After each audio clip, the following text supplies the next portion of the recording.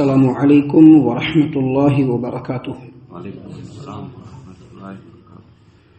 اعوذ باللہ السمیع العلیم من الشیطان الرجیم من ہمزہ ونفخہ ونفثہ بسم اللہ الرحمن الرحیم۔ ولما ورد ماء مدین وجد علیہ امة من الناس یسقون ووجد من دونهم امرأتین تذودان قال ما خطبكما قالتا لا نسقي حتى يصدر الرعاء وأبونا شيخ كبير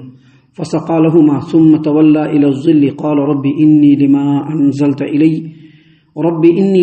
أنزلت إلي من خير فقير۔ پھر جب موسیٰ مدین کے کنویں پر پہنچے تو دیکھا کہ بہت سارے لوگ اپنے جانوروں کو پانی پلا رہے ہیں، اور ان سے ہٹ کر ایک طرف دو عورتیں اپنے بکریوں کو روکے ہوئے کھڑی ہیں۔ موسیٰ علیہ السلام نے ان سے پوچھا تمہارا کیا معاملہ ہے؟ وہ کہنے لگی کہ ہم اس وقت پانی نہیں پلا سکتی، ہم اس وقت تک پانی نہیں پلا سکتی جب تک کہ یہ چرواہے پانی پلا کر واپس نہ چلے جائیں، اور ہمارے والد بہت بوڑھے ہیں۔ چنانچہ موسیٰ نے ان عورتوں کی بکریوں کو پانی پلا دیا، پھر ایک سایہ دار جگہ پر جا بیٹھے اور کہا میرے رب جو بھلائی بھی تو مجھ پر نازل کرے میں اس کا محتاج ہوں۔ محترم سامعین کرام، سورۃ القصص سورہ نمبر 28 اور اسی سورت سے آیت نمبر 23 اور 24 یعنی 23-24 یہ دو آیات ابھی آپ کے سامنے تلاوت کی گئیں۔ اللہ کی توفیق سے دونوں آیتوں کا ترجمہ بھی آپ تمام کی خدمت میں پیش کیا گیا۔ یہ دو آیتیں اور اس سے پہلے کی آیتیں سیدنا موسیٰ علیہ السلام کے تفصیلی واقعے سے متعلق ہے، جس کے تعلق سے اس سے پہلے کے درس میں ہم نے بتلایا تھا کہ سیدنا موسیٰ علیہ السلام ایک مرتبہ بالکل سناٹے کے عالم میں شہر میں داخل ہوئے تھے، تو بنی اسرائیل اور فرعون کے قوم کے دو الگ الگ آدمی ایک دوسرے سے لڑ رہے تھے۔ فرعون کا آدمی ایک طرف ہے اور موسیٰ علیہ السلام کے قوم کا ایک آدمی ہے، لڑ رہے ہیں۔ موسیٰ علیہ السلام کے قوم کے آدمی نے موسیٰ علیہ السلام کو مدد کے لیے پکارا، آپ آگے بڑھے اور مدد کرنے کے لیے صرف ایک مکہ مارا، جس کی وجہ سے وہ آدمی مر گیا۔ اللہ سے توبہ کیا، کہا کہ اللہ تبارک و تعالیٰ میری اس خطا کے اوپر پردہ ڈال دے، میرے گناہوں کو معاف کر دے، اور پھر بات ختم ہو گئی۔ دوسرے روز پھر صبح میں پہنچے تو دیکھا کہ وہی آدمی ہے جو ہماری قوم کا ہے اور ایک دوسرے فرعون کے آدمی سے لڑ رہا ہے۔ پھر موسیٰ علیہ السلام کو دیکھا تو پھر پکار لیا۔ موسیٰ علیہ السلام نے سمجھ لیا کہ یہ جھگڑالو آدمی ہے، اس کو ڈانٹ ڈپٹ کیا، اور ڈانٹ ڈپٹ کرنے کے بعد جب آگے بڑھے کہ جو مخالف ہے اس کو پکڑ لیں گے اور یہ چلا جائے گا، تو یہ جو موسیٰ علیہ السلام کا قوم کا جو آدمی ہے وہ سمجھا کہ مجھ کو مارنے کے لیے موسیٰ آ رہے ہیں، فوراً بولنا شروع کر دیا کہ جس طرح سے کل تم نے ایک آدمی کو مارا تھا آج مجھ کو مارنا چاہ رہے ہو۔ اب یہ جو فرعون کا آدمی ہے یہ سنا تو سن کر کے فوراً فرعون کے دربار میں پہنچ گیا۔ وہاں کے درباریوں سے فرعون سے کہا کہ ایسا ایسا مسئلہ ہے، ہماری قوم کا آدمی جو کل مرا ہوا تھا اس کو مارنے والا کوئی اور نہیں موسیٰ ہے۔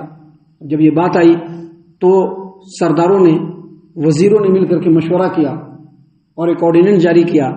کہ موسیٰ کو جو ہے اریسٹ کیا جائے اور اس کو قتل کر دیا جائے۔ ادھر اسی مجلس میں ایک آدمی تھا جو موسیٰ علیہ السلام کا بڑا ہی خیر خواہ تھا، وہ دوڑتا ہوا آیا اور کہا کہ لوگ آپ کے قتل کرنے کی، آپ کو موت کے گھاٹ اتارنے کی سازش کر رہے ہیں، دیکھیے آپ یہاں سے جتنا جلدی ہو سکے اس شہر سے دور چلے جائیے۔ موسیٰ علیہ السلام اسی وقت وہیں سے انہوں نے یو ٹرن لیا اور خطرے کو بھاگتے ہوئے باہر نکلے اور اللہ تبارک و تعالیٰ سے دعا کیا کہ اللہ تبارک و تعالیٰ اس ظالم قوم سے بھی مجھے نجات دے، اور صراط مستقیم جو صحیح رستہ ہے جو مجھ کو خیر و بھلائی کی طرف لے جانے والا رستہ اللہ اس رستے پر ڈال دے۔ اللہ تبارک و تعالیٰ نے سیدھے ان کو مدین پہنچا دیا۔ یہاں پر جب مدین میں پہنچے تو عام طور پر جو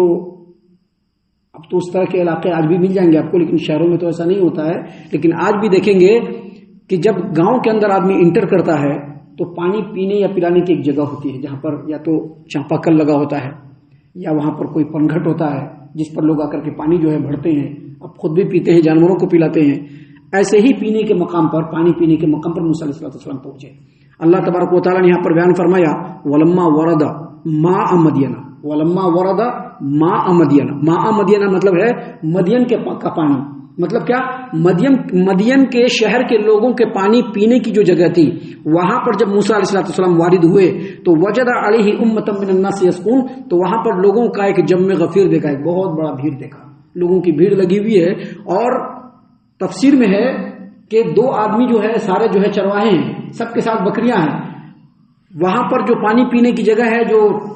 بوری ہے، جو کنواں ہے، اس میں ایک بہت بھاری بھرکم جو ہے ڈول لگا ہوا ہے، بکٹ، اور لوگ اس بکٹ کو ڈال رہے ہیں بوری کے اندر، وہاں سے پانی نکال رہے ہیں اور اپنے جانور کو پلا رہے ہیں۔ 2 آدمی، 2 قوت والے اور طاقت والے آدمی اس ڈول کو ڈالتے ہیں اور کھینچتے ہیں، تبھی کھینچتا ہے، وغیرہ نہیں کھینچے گا، نکالتے ہیں، پانی پلا رہے ہیں۔ وہ 2 آدمی پانی پلا لیتا ہے، چلا جاتا ہے، پھر دوسرے آدمی پانی پلاتے ہیں۔ کہتے ہیں اللہ تبارک و تعالیٰ نے فرمایا کہ ایک جم غفیر لگی ہوئی ہے، موسیٰ علیہ السلام نے دیکھا، اور پھر وہیں پر دیکھا کہ اس بھیڑ سے ہٹ کر کے ادھر کنارے میں 2 لڑکیاں کھڑی ہوئی ہیں، دو شیزہ ہیں، 2 نوجوان لڑکیاں ہیں جو اپنے بکریوں کو پکڑے ہوئے کھڑی ہوئی ہیں۔ اب موسیٰ علیہ السلام، اللہ تبارک و تعالیٰ نے ان کو برگزیدہ بندہ بنایا تھا، دیکھا کہ 2 کمزور عورتیں ہیں، اتنے سارے مرد ہیں، کیسے ہوگا، کیا ہوگا، یہ سوچ کر کے آگے بڑھے۔ آگے بڑھنے کے بعد ان سے پوچھا، اللہ نے فرمایا کہ وَلَمَّا وَرَدَ مَاءَ مَدْيَنَ وَجَدَ عَلَيْهِ أُمَّةً مِّنَ النَّاسِ يَسْقُونَ وَوَجَدَ مِن دُونِهِمُ امْرَأَتَيْنِ تَذُودَانِ۔ جب موسیٰ علیہ السلام شہر مدین کے پانی پینے کی جگہ پر پہنچے تو وہاں پر لوگوں کی ایک بھیڑ دیکھی جو پی رہے تھے، پلا رہے تھے اپنے بکریوں کو، اور وہاں پر سیدنا موسیٰ علیہ السلام نے ہٹ کر کے 2 عورتوں کو بھی دیکھا جو اپنے بکریوں کو پکڑے ہوئے تھے۔ بکری ہے، چر چک کر کے آیا ہے بکری، اب اس کو پیاس لگی ہوئی ہے، پانی دیکھ رہا ہے، تو وہ بکری بار بار آگے بڑھنے کی کوشش کر رہا ہے۔ وہ عورتیں جو ہے بکریوں کو پکڑے ہوئے ہیں۔ آگے بڑھے موسیٰ علیہ السلام اور کہا ما خطبکما، کیا بات ہے، آپ لوگ کیوں کھڑی ہوئی یہاں پر؟ ان دونوں عورتوں نے کہا لا نسقی حتی یصدر الرعاء وابونا شیخ کبیر، ہم لوگ اس وقت تک پانی نہیں پلا سکتے جب تک یہ چرواہے پانی پی کر کے ہٹ نہیں جائیں اور ہمارے والد بوڑھے ہیں۔ کیا مطلب اس کا یہ ہے کہ ان عورتوں نے موسیٰ علیہ السلام نے سے کہا کہ دیکھیے یہ جو لوگ پانی پلا رہے ہیں سب چرواہے ہیں، یہ جو ڈول ہے بہت بھاری ہے اور ہم لوگ دونوں مل کر کے اس ڈول کو اٹھا کر کے پانی نہیں نکال سکتے ہیں، لہٰذا یہ جو چرواہے ہیں جب پانی پلا کر کے چلے جائیں گے اس کے اندر جو پانی بچ جائے گا ہم اپنی بکریوں کو پلا دیں گے، اور ہم اپنی بکریوں کو ہم ہی چرانے آتے ہیں کیونکہ ہمارے والد بڑے بوڑھے ہیں، وہ آ نہیں سکتے ہیں، انتہائی کمزور ہیں، لہٰذا آ نہیں سکتے ہیں، ہم لوگ جو ہے ابھی اس بھیڑ میں جا کر کے ایک تو اٹھا بھی نہیں سکتے ہیں، دوسرا اتنے بھیڑ میں جا بھی نہیں سکتے ہیں۔ موسیٰ علیہ السلام نے ان کے عذر کو سنا، اللہ تبارک و تعالیٰ نے فرمایا فسقا لہما، فوراً آگے بڑھے موسیٰ علیہ السلام اور آگے بڑھ کر کے ڈول کو جو ہے اٹھایا اکیلے، جبکہ اس ڈول کو 2 آدمی اٹھا رہے تھے، اس ڈول کو، اس بکٹ کو 2 آدمی اٹھا رہے تھے، لیکن موسیٰ علیہ السلام نے اکیلے اس بکٹ کو اٹھایا، کنویں میں ڈالا، پانی نکالا، ان کے بکریوں کو پانی پلایا اور ان کو چلتا کیا۔ یہاں پر کئی باتیں ہیں جو سمجھنے کی ہے، جو انشاءاللہ ہم ابھی تھوڑی دیر کے بعد سمجھائیں گے۔ اللہ تبارک و تعالیٰ نے فرمایا فسقا لہما، موسیٰ علیہ السلام نے ان عورتوں کو پانی پلایا، ان عورتوں کے بکریوں کو پانی پلا دیا، ان عورتوں کے بکریوں کو پانی پلایا ان کے لیے، اور جب وہ چلی گئی ثم تولی الی الظل، تو پیڑ کے سائے میں پہنچ گئے اور ٹیک لگا دیا پیر سے، فقال، اور کہا رب انی لما انزلت الی من خیر فقیر، کہا کہ اے میرے رب تیری طرف سے جو بھی خیر نازل ہو میں اس کا محتاج ہوں۔ بہت ہی مشہور و معروف دعا ہے، دعا کی کتابوں میں بھی یہ دعا آپ کو مل جائے گی۔ اللہ تبارک و تعالیٰ سے خیر طلب کرنے کے لیے، بھلائی طلب کرنے کے لیے، رزق میں کشادگی نہیں تو اس کے لیے، پریشانیاں ہیں اس کے لیے، رہنے سہنے کا ٹھور ٹھکانا نہیں اس کے لیے، سبھی کے لیے اس دعا کو آپ مانگ سکتے ہیں۔ یہاں پر موسیٰ علیہ السلام نے پیڑ کے چھاؤں سے ٹیک لگایا اور ٹیک لگانے کے بعد دعا مانگی۔ کب؟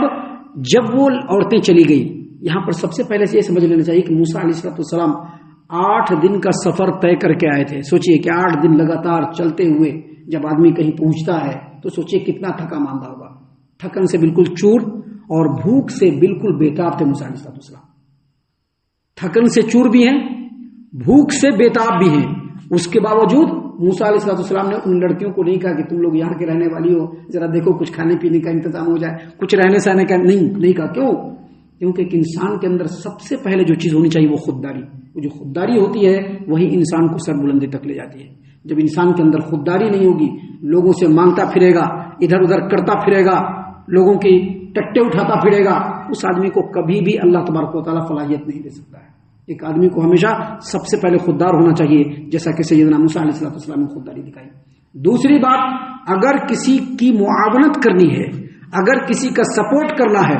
آپ کو لگے کہ فلاں کمزور ہے، ضرورت مند ہے، اس کی مدد ضروری ہے، تو موسیٰ علیہ السلام نے جس طرح سے آگے بڑھ کر کے مدد کیا ویسے ہی مدد کرنا چاہیے۔ مدد کرتے وقت بالکل یہ خیال نہیں کرنا چاہیے کہ ان سے ہم کو واسطہ ہے، ان سے ہم کو مطلب ہے، جب مطلب ہے تبھی مدد کریں گے، مطلب ہے تو مدد نہیں کریں گے۔ کھڑے کب ہوں گے؟ جب ان سے مطلب رہے گا، تب نہیں مطلب ہوگا تو ان کے لیے میں کیوں کھڑا ہوں؟ یہ ساری چیزیں ایک سچے مسلمان کی سوچ کے بالکل پرے ہے۔ ایک سچا مسلمان جب بھی کسی کو پریشانی میں دیکھے گا، اس کے سپورٹ کے لیے، اس کے مدد کے لیے وہ آگے بڑھے گا۔ یہ ایک سچے مسلمان کی نشانی ہے جس کو سیدنا موسیٰ علیہ السلام نے یہاں پر دکھلا دیا، بغیر کسی غرض کے، کوئی غرض نہیں۔ آج کل ہمارے سماج و معاشرے میں یہ ہوتا ہے، جن سے غرض ہے بس انہی کے لیے کھڑے ہوں گے، جن سے غرض ہے بس انہی کا سپورٹ کریں گے، باقی لوگوں کا کوئی سپورٹ نہیں کریں گے۔ یہ شرعی اعتبار سے بھی درست نہیں ہے اور ایک سچے مسلمان کے صحیح کردار کے بالکل منافی ہے۔ سب سے بڑی بات یہاں پر جو سمجھنے کی ہے وہ یہ کہ سیدنا موسیٰ علیہ السلام نے اتنی قسم پرسی کے عالم میں بھی لوگوں کے سامنے ہاتھ نہیں پھیلایا،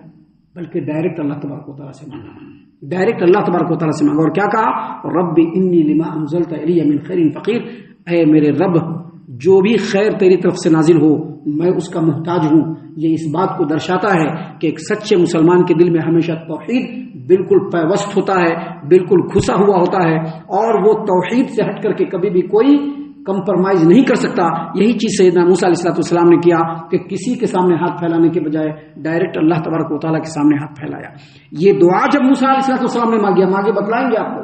جب یہ دعا سیدنا موسیٰ علیہ السلام نے اللہ تبارک و تعالیٰ سے مانگا تو اللہ تبارک و تعالیٰ نے ان کے کھانے کا بھی انتظام کیا، ان کے رہنے کا بھی انتظام کیا، ان کے کام اور کاج کا بھی انتظام کر دیا۔ یعنی ان کو بیکار نہیں چھوڑا، ان کو کام میں بھی اللہ تبارک و تعالیٰ نے لگایا۔ ان کے رہنے سہنے کے لیے چھت نہیں تھا، اللہ تبارک و تعالیٰ نے چھت بھی دیا،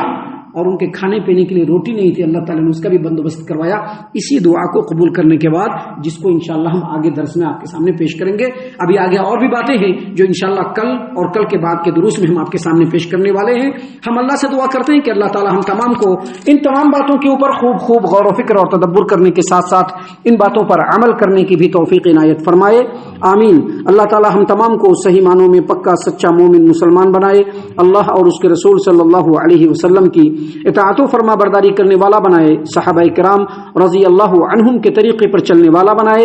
جنت الفردوس میں جگہ عطا فرمائے۔ اے اللہ ہم تمام کو جہنم سے پناہ دے، اے رب العالمین ہم تمام کو جہنم سے پناہ دے، اے مالک الملک ہم تمام کو جہنم سے پناہ دے، آمین یا رب العالمین۔ وما علینا الا البلاغ المبین۔